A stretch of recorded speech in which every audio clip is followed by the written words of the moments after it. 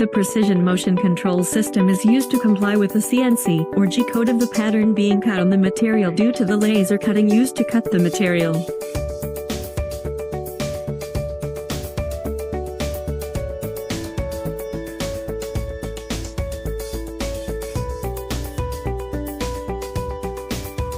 Hollow rotary gearbox by SMD is developed for different servo gearbox, which is having specification.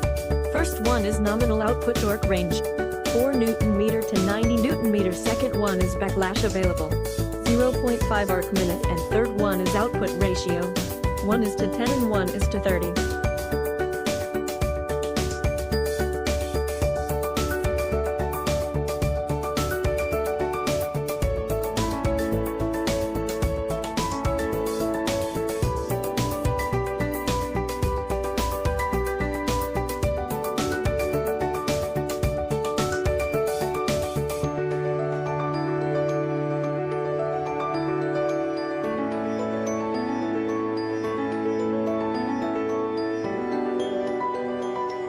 SMD gearbox has been supplied and successfully operated as a motion controller in this industry.